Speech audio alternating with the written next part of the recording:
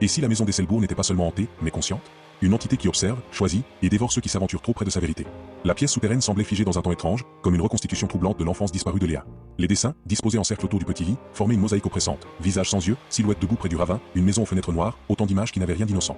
Élise s'agenouilla devant un dessin représentant deux fillettes se tenant la main. Leurs silhouettes étaient maladroitement dessinées, mais reconnaissables, l'une portait les nattes de Léa, l'autre avait les cheveux attachés comme Élise. Elle voulait me dire quelque chose, murmura-t-elle. Depuis des années, je sentais cette présence. Et je pensais que c'était ma sœur. Elle trembla, comme si une vérité plus sombre venait de l'effleurer. Mais plus je descends dans cette maison, plus je me rends compte que ce n'est peut-être pas elle. Mila s'approcha du mur opposé. Un dessin attira son attention, une silhouette grande, difforme, dont les bras semblaient s'allonger jusqu'au sol. Le visage était brouillé, comme si l'enfant qui l'avait dessiné avait eu peur de le représenter clairement. Qui a fait ça? Demanda Mila. Une enfant n'aurait pas pu dessiner quelque chose d'aussi conscient. Léa n'était pas seule ici, répondit Élise, un souffle à peine audible. Jonas, lui, observait le lit. Il esquissa un mouvement pour le toucher mais se ravisa aussitôt. Quelque chose l'attirait et le repoussait à la fois. Pourquoi un lit d'enfant sous une maison? Pourquoi des dessins récents? Qui descend ici? Sa voix était pleine d'une anxiété brute qu'il ne parvenait plus à masquer. Mila, qui examinait le sol, remarqua des traces fines de frottement, comme si un meuble avait été déplacé encore et encore. Ce lit, il a été tiré récemment. Déplacé par qui? Demanda Jonas. Ou par quoi? Élise leva la tête. Pas par ma sœur. Elle n'était qu'une enfant.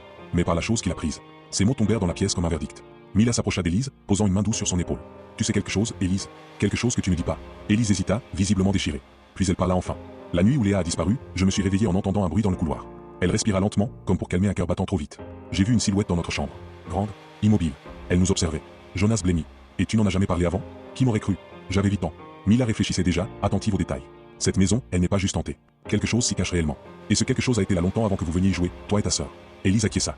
Et ce n'est pas la première enfant qu'elle prend. Un frisson parcourut Jonas. Comment tu le sais? Parce que les voix me le disent depuis que je suis revenu ici. Mila se raidit. Les voix? Elles ne sont pas humaines. Elles viennent des murs, du sol, de partout.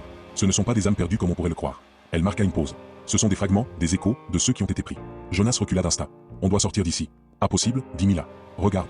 Elle pointa sa lampe vers un coin de la pièce. Un second tunnel venait d'apparaître. Là où il n'y avait absolument rien quelques secondes plus tôt. Un passage étroit, légèrement courbé, dont les parois semblaient respirer au rythme d'un point visible. Jonas secoua la tête.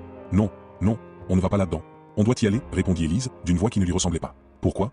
Demanda Mila. Parce qu'on n'est plus les seuls ici. Ils se tournèrent vers l'entrée du tunnel par lequel ils étaient arrivés. Une silhouette se tenait maintenant dans l'obscurité. On ne distinguait ni visage ni forme précise, juste une présence humaine, immobile, comme sculptée dans les ombres. Elle ne bougeait pas, mais leur bloquait la sortie. Élise chuchota. Ce n'est pas Léa. Mila sentit son cœur se contracter.